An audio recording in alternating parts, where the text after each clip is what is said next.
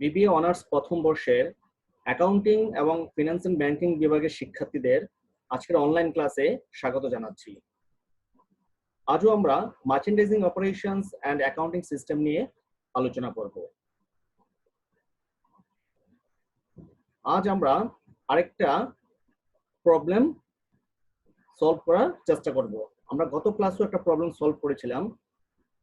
আজ আমরা সলভ করব রিলেটিং সেলস অফ মার্চেন্ডাইজ সংক্রান্ত প্রবলেম, অর্থাৎ পণ্য বিক্রয় সংক্রান্ত কত ধরনের প্রবলেম থাকতে পারে এবং সে সমস্ত প্রবলেমগুলো আমরা কিভাবে সলিউশন করব, দ্যাট মিন্স কিভাবে আমরা জার্নাল দেব, সেটা আজ আমরা শিখব। এখানে একটা কথা বলে রাখি, আমি গত ক্লাসেও বলেছিলাম আমরা এখানে স্পেসিফিক কোনো প্রবলেম আমরা সলভ করছি না, আমরা স্টেপ বাই স্টেপ আমরা প্রবলেমগুলো দেখার চেষ্টা করছি যাতে আমরা যে কোনো প্রবলেমই সলভ করতে পারি। ওকে, আমরা প্রবলেমটা একটু দেখে নেই। Mister Himel started his business on January 1, 2019। Mister Himel কি করেছে? 2019 সালের জানুয়ারি 1 তারিখে তার ব্যবসাটা শুরু করেছে। During the month of January mister Himel perform the following sales transaction. জানুয়ারি মাসে মিস্টার হিমেল নিম্নোক্ত বিক্রয় লেনদেন সমূহ কি সম্পূর্ণ করেছিল। প্রথম লেনদেনটা আমরা খেয়াল করি। জানুয়ারি 2 তারিখে বলা আছে sold merchandise on account to Sun Kong, টাকা 18,000, FOB destination terms to 10 net 30. The cost of merchandise sold was টাকা 15,000. অর্থাৎ জানুয়ারির প্রথম আমাদের যে লেনদেনটা জানুয়ারি 2 তারিখে, সেখানে বলা আছে সান কুং এর কাছে 18,000 টাকার পণ্য বাকিতে বিক্রি করা হয়েছে, যেখানে পরিবহন শর্ত ছিল FOB ডেস্টিনেশন আর বিক্রয় শর্ত ছিল 210 net 30। ওকে, আর যে পণ্যটা বিক্রি করা হয়েছিল সেটার কস্ট ছিল 15,000 টাকা। এখন আমরা দুইটা সিস্টেমে আমরা কিভাবে এটা জার্নাল দিতে হয় সেটা শিখবো। আমরা জানি বাকিতে পণ্য বিক্রয় করলে আমাদের পিরিয়ডিক ইনভেন্টরি সিস্টেমের জার্নাল হচ্ছে accounts receivable debit sales credit, কত টাকা? 18,000। Okay, but perpetual inventory system আমরা শিখেছি যে বিক্রয়ের জাবেদা কিন্তু হয় দুইটা, প্রথমে সেলস প্রাইসের জন্য, তারপরে কস্ট প্রাইসের জন্য। সেলস প্রাইসের জন্য জার্নালটা আমাদের পিরিয়ডিক ইনভেন্টরি সিস্টেমের মতোই হবে 18,000 টাকা। তারপরে যে কস্ট প্রাইসের জন্য যে জার্নালটা হবে সেটা হচ্ছে cost of goods sold debit merchandise inventory credit, কত টাকা?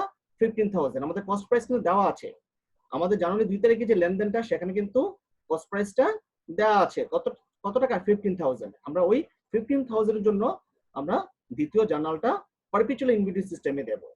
সেই জার্নালটা হবে cost of goods sold debit merchandise inventory credit. Okay, আশা করি বুঝতে পেরেছো। আমরা পরের লেনদেনে চলে যাই। জানুয়ারি 3 তারিখে বলেছে পেড ফ্রেট চার্জ টাকা 1,500 for the sale of January 2। জানুয়ারি 2 তারিখে যে পণ্য বিক্রি করেছিল ওই পণ্য বিক্রয় বাবদ 1500 টাকার পরিবহন খরচ পরিশোধ করা হয়েছে। আমরা জানুয়ারি 2 তারিখে লেনদেনটা আবার একটু দেখি। জানুয়ারি 2 তারিখে লেনদেনে পরিবহন শর্ত ছিল FOB ডেস্টিনেশন, দ্যাট মিন্স উক্ত পণ্যের পরিবহন খরচ বিক্রেতা বহন করবে। যেহেতু আমরা পণ্য বিক্রি করেছিলাম সেহেতু এই বিক্রিত পণ্যের পরিবহন খরচ বিক্রেতা বহন করবে। সেক্ষেত্রে আমাদের জার্নালটা হবে পিরিয়ডিক ইনভেন্টরি সিস্টেমে transportation out or delivery expense debit cash credit, কত টাকা? 1,500 টাকা। আমরা জানি যে পারপেচুয়াল ইনভেন্টরি সিস্টেমেও সেম জার্নাল হবে, অর্থাৎ পিরিয়ডিক ইনভেন্টরি সিস্টেম এবং পারপেচুয়াল ইনভেন্টরি সিস্টেমে আমাদের বিক্রয় পরিবহনের জন্য জার্নালের কোনো চেঞ্জ হবে না, সেটা আমরা জার্নাল শেখার সময় কি খেয়াল করেছিলাম। ওকে, আমরা নেক্সট ট্রানজাকশনে চলে যাই। জানুয়ারি 6 তারিখে বলেছে received a debit memorandum from Sun Co for defective merchandise return taka 2,000। The cost of return merchandise was taka 1,800। অর্থাৎ সান কোং থেকে একটা ডেবিট মেমোরেন্ডাম রিসিভ করা হয়েছে ডিফেক্টিভ মার্চেন্ডাইজের জন্য। ডিফেক্টিভ মার্চেন্ডাইজ মানে ত্রুটিপূর্ণ পণ্যের জন্য সান কোং থেকে 2,000 টাকা একটা ডেবিট মেমোরেন্ডাম রিসিভ করা হয়েছে। আমরা জানি ডেবিট মেমোরেন্ডাম যখন রিসিভ করা হয় তখন সেটা কি বোঝায়? সেটা বিক্রয় ফেরত বোঝায়। সেটা কি বোঝায়? বিক্রয় ফেরত। এর মানে আমরা এখানে বিক্রয় ফেরতের জন্য জার্নাল দেব। তো পিরিয়ডিক ইনভেন্টরি সিস্টেম আমরা জানি বিক্রয় ফেরতের জার্নাল হচ্ছে বাকিতে পণ্য বিক্রয়ের ঠিক উল্টো। That means sales returns and allowances debit, accounts receivable credit. কত টাকা? 2000 টাকা। বাট পারপিচুয়াল ইনভেন্টরি সিস্টেমে আমাদের জার্নাল কিন্তু দুইটা হবে। আমরা আগেও বলেছিলাম পারপিচুয়াল ইনভেন্টরি সিস্টেমে সেলসের জার্নাল যেমন দুইটা হয়, সেলস রিটার্নস এন্ড অ্যালাউন্সের ক্ষেত্রেও কি দুইটা হবে। প্রথমে সেলস প্রাইসের জন্য যেটা আমাদের পিরিয়ডিক ইনভেন্টরি সিস্টেমের মতোই হবে, sales returns and allowance debit, accounts receivable credit. কত টাকা? 2000 টাকা। তারপরে যেই পরিমাণ পণ্যটা ফেরত আসছে সেটার কস্ট প্রাইসের জন্য আমাকে আরেকটা জার্নাল দিতে হবে পারপিচুয়াল ইনভেন্টরি সিস্টেমে। সেটা হচ্ছে merchandise inventory debit, cost of goods sold credit. কত টাকা? 1800 টাকা। যেটা আমাদের লেনদেনে দেওয়া আছে যে পণ্যটা ফেরত আসছিল সেটার কস্ট ছিল 1800 টাকা। ওকে, অর্থাৎ পারপিচুয়াল ইনভেন্টরি সিস্টেম আমরা মনে রাখবো বিক্রয়ের সময় যেমন দুটো জার্নাল হবে, বিক্রয় ফেরতের সময়ও কি দুটো জার্নাল হবে। তখন আমরা বিক্রয়ের সময় যে জার্নালটা দেব ফেরতের সময় তার ঠিক উল্টো জার্নাল দিয়ে দেব। অর্থাৎ আমরা বিক্রয়ের সময় পারপিচুয়াল ইনভেন্টরি সিস্টেমের কস্টের জার্নাল ছিল cost of goods sold debit, merchandise inventory credit. এখানে ফেরতের জন্য সেই জার্নালটা ঠিক উল্টো হয়ে গেছে। আমরা খেয়াল করি যে 1800 টাকার জন্য যে জার্নালটা হয়েছে এখানে আমি কিন্তু আমরা উল্টো করে দিয়েছি। That means merchandise inventory debit, cost of goods sold credit. Okay, আমরা নেক্সট জার্নালে চলে যাই। জানুয়ারি 11 তারিখ বলেছে received cheque from Sun Co for the sale of January 2। অর্থাৎ জানুয়ারি 2 তারিখে যে সানকুং এর কাছে পণ্য বিক্রি করা হয়েছিল তার জন্য সানকুং থেকে একটা চেক পাওয়া গেছে। Received cheque from Sun Co for the sale of January 2। অর্থাৎ জানুয়ারি 2 তারিখে বিক্রয়ের জন্য সানকুং থেকে চেক পাওয়া গেল। এখন আমরা জানুয়ারি 2 তারিখে লেনদেনটা একটু দেখে নেই। জানুয়ারি 2 তারিখে লেনদেনটা ছিল, তারপরে এটার সাথে সামঞ্জস্য আরেকটা লেনদেন আছে, সেটা হচ্ছে জানুয়ারি 6 তারিখে। এটা কেন লাগবে এগুলো আমরা আমরা যখন জাবেদা দিব তখন বুঝতে পারবো। যেহেতু চেক পাওয়া গেছে, এখন আমরা দেখব যে আমাদের বিক্রয়ের সময় যে বিক্রয় শর্ত ছিল সেটা পালন করা হয়েছে কিনা। আমরা খেয়াল করি সানকুং এর কাছে পণ্য বিক্রি করা হয়েছিল জানুয়ারি 2 তারিখে। তখন বিক্রয় শর্ত ছিল, টার্মস ছিল 210 নেট 30, অর্থাৎ 10 দিনের মধ্যে যদি টাকা পাওয়া যায় তাহলে 2% বাট্টা দেওয়া হবে। তাহলে বিষয়টা কি দাঁড়ালো, জানুয়ারি 2 তারিখে বিক্রি করেছে আর চেক পেয়েছে জানুয়ারি 11 তারিখ। এর মানে ডিসকাউন্ট পিরিয়ডের ভিতরে কিন্তু টাকাটা আদায় করা হয়েছে। তো সেক্ষেত্রে আমরা কি করব, যেহেতু ডিসকাউন্ট পিরিয়ডের ভিতরেই টাকা আদায় করা হয়েছে সেক্ষেত্রে আমরা জার্নাল কি দেব, পিরিয়ডিক ইনভেন্টরি সিস্টেমে cash debit, sales discount debit, accounts receivable credit. Okay, যেহেতু ডিসকাউন্ট পিরিয়ডের ভিতরেই টাকা আদায় করা হয়েছে। এখন কত টাকা আমরা আদায় করব সানকুং থেকে। সানকুং এর কাছে পণ্য বিক্রি করা হয়েছিল 18,000 টাকা। এর মধ্যে 6 তারিখে আমরা ফেরত পেয়েছি 2,000 টাকা। তাহলে সানকুং কাছে পাওনা হচ্ছে 16,000 টাকা। তাহলে অ্যাকাউন্টস রিসিভেবল ক্রেডিট কিন্তু হবে 16,000 টাকা। এখন যেহেতু ডিসকাউন্ট পিরিয়ডের ভিতরে টাকা পাওয়া গেছে তাহলে ওই 16,000 টাকা 2% কিন্তু বাট্টা দিতে হবে। তাহলে আমাদের সেলস ডিসকাউন্ট হবে ওই 16,000 টাকার 2%, কত? 320 টাকা। আর বাকি টাকাটা ক্যাশে আমাদের ডেবিট হয়ে যাবে। আশা করি বুঝতে পেরেছো। পারপিচুয়াল ইনভেন্টরি সিস্টেমেও আমাদের সেম জার্নাল হবে, কোনো চেঞ্জ হবে না। আমরা জানালেও শিখেছি। ওকে, আমরা নেক্সট ট্রানজাকশনে চলে যাই। জানুয়ারি 12 তারিখে বলেছে sold merchandise on credit to Star Co, taka 30,000, FOB shipping point, terms 115 net 45, the cost of merchandise sold was taka 26,000। অর্থাৎ জানুয়ারি 12 তারিখে স্টারকুং এর কাছে 30,000 টাকার পণ্য বাকিতে বিক্রি করা হয়েছে, যেটা পরিবহন শর্ত ছিল এফওবি শিপিং পয়েন্ট আর বিক্রয় শর্ত ছিল 115 নেট 45। আর ওই বিক্রিত পণ্যের ব্যয় ছিল 26,000 টাকা। আমি বাংলাটা বলে দিলাম। অ্যাজ ইউজুয়াল আমরা বাকিতে পণ্য বিক্রয়ের জার্নাল দেব। পিরিয়ডিক ইনভেন্টরি সিস্টেমে কি দেব, accounts receivable debit, sales credit. কত টাকা? 30,000 টাকা। পারপিচুয়ালে যেহেতু আমাদের দুইটা জার্নাল হচ্ছে, প্রথম দেব সেলস প্রাইজের জন্য accounts receivable debit, sales credit 30,000 টাকা। তারপরে জার্নালটা হবে কস্ট প্রাইজের জন্য। কস্ট প্রাইস দেওয়া আছে কত? 26,000 টাকা। তার জন্য আমরা জার্নাল দিয়ে দেব cost of goods sold debit, merchandise inventory credit. কত টাকা? 26,000 টাকা। অ্যাজ ইউজুয়াল আমরা আগে যেভাবে করেছি সেভাবেই কিন্তু। ওকে, আমরা একটা নেক্সট ট্রানজাকশনে চলে যাই। জানুয়ারি 13 তারিখে বলেছে the appropriate party made a cash payment of টাকা 1000 for freight on January 12, অর্থাৎ জানুয়ারি 12 তারিখে যে পণ্য বিক্রি করা হয়েছিল ওই পণ্যের পরিবহন খরচ উপযুক্ত পার্টি পরিশোধ করেছে 1000 টাকা। আমি আবার বলি, জানুয়ারি 12 তারিখে যে পণ্যটা বিক্রি করা হয়েছিল ওই পণ্যের পরিবহন খরচ পরিশোধ করা হয়েছে কত? 1000 টাকা। এখন আমরা দেখবো জানুয়ারি 12 তারিখে লেনদেনের শর্ত কি ছিল? FOB shipping point. এর মানে এফওবি শিপিং পয়েন্ট মানে হচ্ছে পণ্যের পরিবহন খরচ কিন্তু ক্রেতা বহন করবে। যেহেতু আমরা পণ্য বিক্রি করেছি সেহেতু আমাদের এই লেনদেনটার কোনো জার্নাল হবে না, অর্থাৎ কোনো মেথডে আমরা কোনো জার্নাল দেব না। যেহেতু সে বিক্রেতা সেহেতু এখানে বিক্রেতার বইতে ওই পরিবহন খরচের জন্য কোনো জার্নাল হবে না, কারণ সেটা ছিল এফওবি শিপিং পয়েন্ট, যার মানে হচ্ছে পরিবহন খরচ ক্রেতা বহন করবে। বিক্রেতা হওয়ার কারণে এখানে আমরা কোনো জার্নাল দেব না। আশা করি বুঝতে পেরেছো। নেক্সট ট্রানজাকশনে চলে যাই।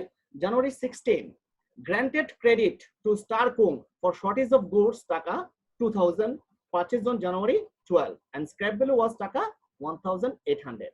অর্থাৎ জানুয়ারি 12 তারিখে যে পণ্য বিক্রি করা হয়েছিল এখানে পারচেজ হবে না, এখানে সোল্ড হবে। জানুয়ারি 12 তারিখে যে পণ্যটা বিক্রি করা হয়েছিল ওইখান থেকে পণ্য শর্টেজের কারণে 2000 টাকার পণ্য স্টার কুংয়ের কাছ থেকে স্টার কুংকে একটা ক্রেডিট মেমোরান্ডাম গ্রান্টেড করা হয়েছে এবং যেটা স্ক্র্যাপ ভ্যালু ছিল 1800। এখানে গ্রান্টেড ক্রেডিট মানে বোঝাচ্ছে গ্রান্টেড ক্রেডিট মেমোরান্ডাম, অর্থাৎ ক্রেডিট মেমোরান্ডাম ইস্যু করা। তো ক্রেডিট মেমোরান্ডাম ইস্যু করলে কি বোঝাচ্ছে? ক্রেডিট মেমোরান্ডাম ইস্যু মানে বোঝাচ্ছে এটা বিক্রয় ফেরত। আমি আবার বলছি, যখন গ্রান্টেড ক্রেডিট মেমোরান্ডাম বলা থাকবে তখন সেটা বুঝতে হবে বিক্রয় ফেরত। সেটা আমরা আগেও থিওরিটিক্যাল কনসেপ্টে শিখেছি। তাহলে এখন আমরা বিক্রয় ফেরতের জন্য কি করব? এখন আমরা জার্নাল দেব। পিরিয়ডিক ইনভেন্টরি সিস্টেমে sales returns and allowances debit, accounts receivable credit. কত টাকা? 2000 টাকা। ওকে, পারপিচুয়াল আমরা জার্নাল দেব। পারপিচুয়াল আমরা জার্নাল জানি কটা হয়? দুইটা। প্রথমে সেলস প্রাইস জন্য আমরা অ্যাজ ইউজুয়াল দিয়ে ফেললাম sales returns and allowances debit, accounts receivable credit. কত টাকা? 2000 টাকা। এখন আমরা জানি যে যেহেতু দুটো জার্নাল হবে, পরের জার্নালটা কিন্তু কস্ট প্রাইসের জন্য। এখানে আমরা খেয়াল করি জানুয়ারি 16 তারিখে যে পণ্যটা ফেরত আসছে সেটার স্ক্র্যাপ ভ্যালু, এখানে স্ক্র্যাপ ভ্যালুটাই হচ্ছে কস্ট। এখানে স্ক্র্যাপ ভ্যালুটা আমরা কি ধরতে হবে? কস্ট ধরতে হবে। এখানে স্ক্র্যাপ ভ্যালু কত ছিল? 1800। এখানে আমরা ওই 1800 টাকায় আমরা কস্ট হিসাবে কি মার্চেন্ডাইজ ইনভেন্টরি ডেবিট এবং কস্ট অফ গুডস সোল্ডকে ক্রেডিট করে দেব সেকেন্ড জার্নালে। অর্থাৎ সেকেন্ড জার্নাল আমরা কস্ট প্রাইসের জন্য দেব, এখানে কস্ট প্রাইস ধরবো স্ক্র্যাপ ভ্যালুটাকে। ওকে, আশা করি বুঝতে পেরেছো। নেক্সট ট্রানজাকশন চলে যায়। জানুয়ারি 18 তারিখে বলছে sold merchandise to Moon Co for cash taka 30,000, cost টাকা 26,000। অর্থাৎ জানুয়ারি 18 তারিখে মুন কোম্পানির কাছে নগদে 30,000 টাকা পণ্য বিক্রি করা হয়েছে, যেটা ক্রয় মূল্য ছিল 26,000 টাকা। ওকে, অ্যাজ ইউজুয়াল আমরা এখন বিক্রয় জাবেদা দেব, তবে নগদে। তো নগদের পণ্য বিক্রয় জার্নাল হচ্ছে পিরিয়ডিক ইনভেন্টরি সিস্টেমে ক্যাশ ডেবিট সেলস ক্রেডিট। যেহেতু আমরা নগদে পণ্যটা বিক্রি করেছি, এটা আমরা সবাই জানি, আমরা ক্লাস 9 থেকে সেটা শিখে আসতেছি। পারপিচুয়াল ইনভেন্টরি সিস্টেমে আমাদের প্রথম জার্নালটা সেলস প্রাইসের জন্য দিলাম অ্যাজ ইউজুয়াল, পরেরটা হবে কস্ট প্রাইসের জন্য। কস্ট প্রাইস দেওয়া আছে 26,000 টাকা, সেই 26,000 টাকার জন্য আমরা কি করব? সেকেন্ড জার্নালটা দিয়ে দেব, cost of goods sold debit, merchandise inventory credit.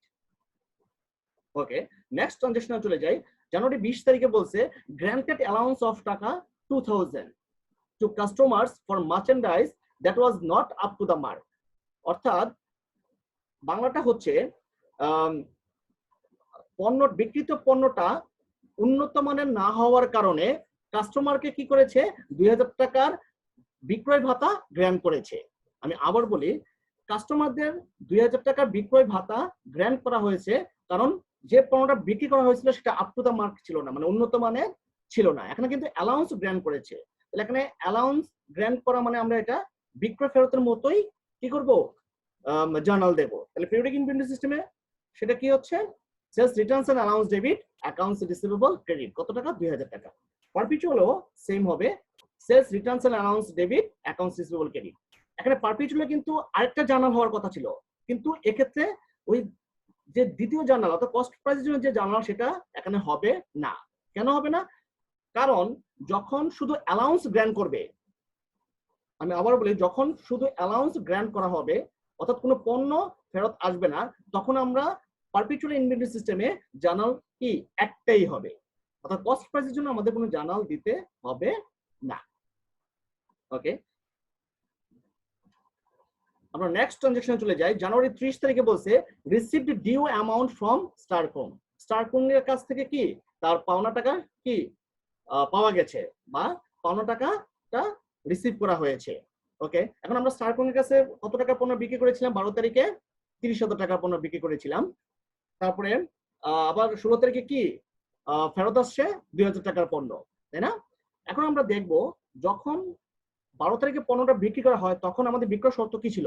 115 and 45, অর্থাৎ 15 দিনের মধ্যে যদি পরিশোধ করে তাহলে 1% বাট্টা কি দেওয়া হবে। পণ্যটা বিক্রি করা হয়েছে জানুয়ারি 12 তারিখে আর টাকাটা আদায় করেছে জানুয়ারি 30 তারিখে। এর মানে সে 15 দিনের মধ্যে কিন্তু টাকাটা আদায় করে নাই বা 15 দিনের মধ্যে টাকা পাওয়া যায় না। এর মানে ডিসকাউন্ট পিরিয়ডের মধ্যে টাকা পাওয়া যায়নি, টাকাটা পেয়েছে ডিসকাউন্ট পিরিয়ডের পর। কারণ জানুয়ারি 12 থেকে 15 দিন কাউন্ট করলে হয় জানুয়ারি 28, কিন্তু টাকা পেয়েছে জানুয়ারি 30 তারিখ। এর মানে ডিসকাউন্ট পিরিয়ডের পর টাকাটা আদায় করেছে। তো ডিসকাউন্ট পিরিয়ডের পর যদি টাকা আদায় করেছে তাহলে আমরা আমাদের জার্নাল কি হবে? পিরিয়ডিক ইনভেন্টরি সিস্টেমে cash debit, accounts receivable credit. কত টাকা? 28,000। কিভাবে? পণ্য বিক্রি করেছে 30,000 টাকা, জানুয়ারি 16 তারিখে আবার ফেরত আসছে 2,000 টাকা, তাহলে পাওনা থাকে কত? 28,000, 28,000, অর্থাৎ 28,000 টাকা। আমরা 28,000 টাকার জন্য আমরা কি করব? জার্নাল দেব। পারপিচুয়াল ইনভেন্টরি সিস্টেমও আমাদের সেম জার্নালই হবে, কোনো চেঞ্জ হবে না। ওকে, আমরা